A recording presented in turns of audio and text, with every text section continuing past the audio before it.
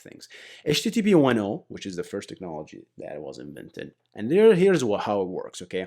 HTTP protocols, obviously, guys, it's built on the TCP protocol, and we made another video about HTTP. I'm going to reference it if you want to learn more about it, but in a nutshell, it's built on the TCP protocol. When we first invented this HTTP, first version, we said it's going to be a request response system. So the client always makes a request and the server responds to that request. It's not the other way around, okay? The server doesn't just randomly send information to the client. The client has to initiate the request. And it worked great, and it's still working great.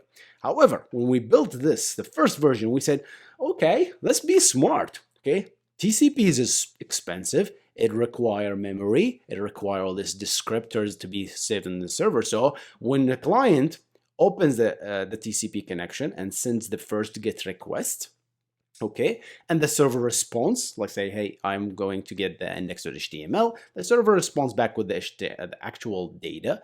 And then what we're going to do, we're going to be smart. Hey, we just finished the request. Let's close the connection. And then if you want to make another request, just go ahead and open another TCP connection, okay? And then request the second thing you want, okay? And now imagine, guys, you have an image, you have a website, okay, with like 30 images, and you're gonna open and close connection for every single thing, okay? We just literally killed the performance, okay? That was quickly revised, and this model of opening and closing connection did not scale at all, okay? So we said, one to the rescue, okay?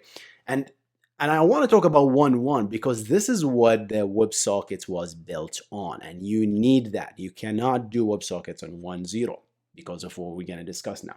So we said we're going to be smart about it. If you're going to make one request, the first request, you establish a TCP connection and leave it open.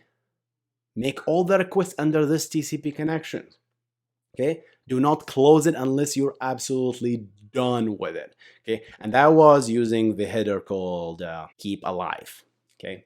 And I think it's an ephemeral header, so that means it cannot be propagated through the proxies, okay? But what happens here is like you send a request, you get the index.html, and you find that there's images that you need to load, CSS files, JavaScript. You go ahead and request response, and that's great, works fine, and we close the connection, okay?